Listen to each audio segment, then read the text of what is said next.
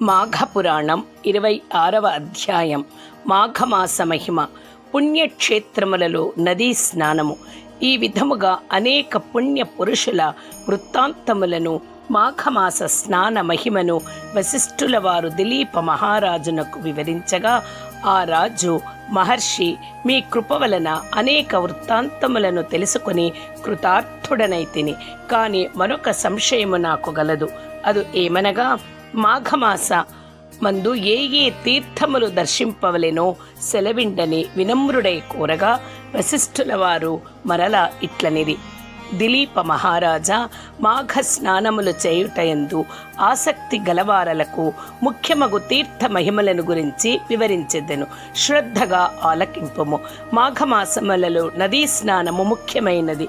మాఘ స్నానములు చేయలేక తీర్థములు సేవించిన చాలునని అనుకొనుట అవివేకము.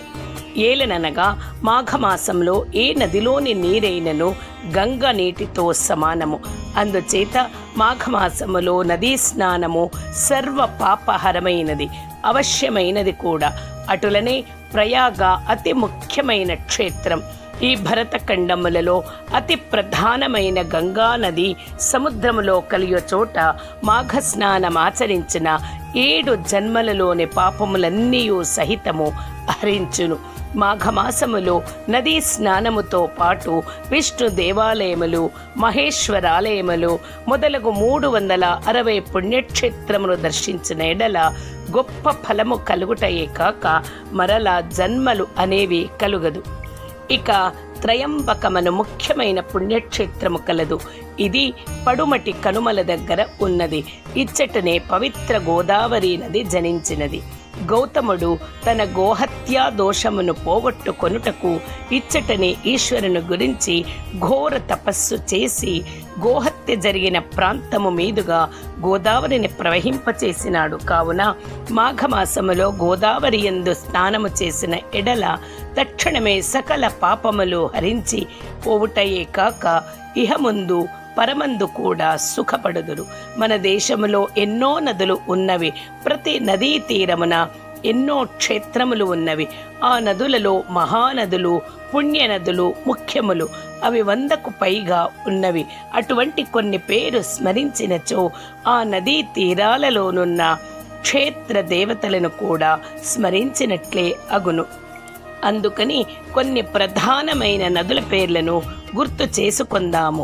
నందిని, మందాకిని, నళిని, తామ్రవర్ణి, భీమరథి, గంగా, యమున, నేత్రావతి, పంపానది, కృష్ణవేణి, మహేంద్రతనయ, గోదావరి, నర్మద మొదలైనవి మహానదులు.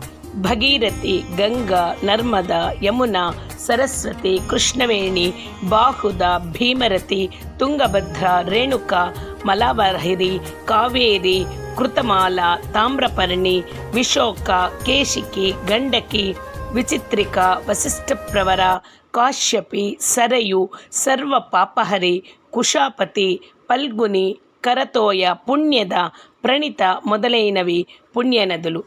మహానదులు చిరకాలము నుండి ప్రవహించుచున్నవి.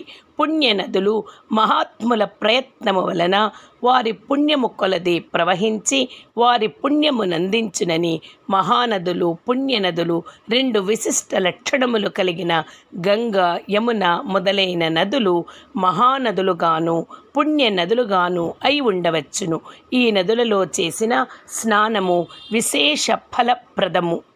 మనము ఆ నదులలో స్నానము చేయలేకపోయినను పవిత్ర మాఘమాసమున ఆ పేర్లను తలుచుకొన్నను పుణ్యమే కదా. ఈ స్మరణ వలన ఆ నదులను, ఆ నదీ తీరములయందున్న పవిత్ర దైవములను కూడా స్మరించినట్లే అగును కదా. గౌతమి నదిలో మరికొన్ని ప్రసిద్ధములగు ఉపనదులు కూడా కలిసి తమ తమ స్నేహ సౌభ్రాతృతత్వములను చాటుచున్నవి. అటులనే వరం తప అని ఉపనది ప్రవహించే చోట కూడా శివుడు లింగాకారముతో వెలసి ఉన్నాడు.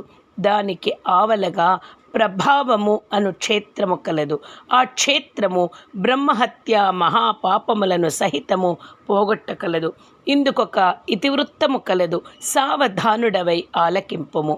విష్ణుమూర్తి నాభి కమలమున పుట్టిన బ్రహ్మకును ఈశ్వరకును అయుధేసి తలలు ఉండెడివి. ఈశ్వరునికి పంచరుద్రుడు, త్రినేత్రుడు అన్న పేర్లు కూడా కలవు.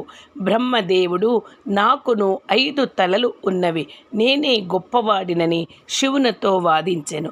ఇద్దరూ గర్వముతో వ్యవహరించినందున చిలికి వారిద్దరి మధ్య కలహము పెద్దదిగా అయ్యెను. కడకు ఇద్దరు యుద్ధము చేయగా శివుడు బ్రహ్మ యొక్క 5 తలలను నరికివేసెను. వెంటనే శివునకు బ్రహ్మహత్య పాతకము చుట్టుకొన్నది. శివుడు భయపడి తాను నరికిన బ్రహ్మ తలను చేత పట్టుకుని ముల్లోకాలు తిరుగుచుండగా క్రమముగా చేతిలో ఉన్న బ్రహ్మతల ఎండిపోయి పుర్రెగా అయినది. ఈశ్వరుడు సహజముగా అందమైనవాడు. అతడు భిక్షాటనకు వచ్చి భిక్షాం దేహి అనగా గృహిణులు భిక్ష పట్టుకొని గుమ్మము కడకు రాగా శివుని జగన్మోహాకారమును చూచి మోహితలై భిక్ష వేసి శివుని వెంట పోవుచుండిరి. ఈ విచిత్రమును మునీశ్వరులు చూచి కోపము కలవారై తమ భార్యలు శివుని వెంట పోవుట సహించలేక అతనికి పురుషత్వము నశించునుగాక అని శపించిరి.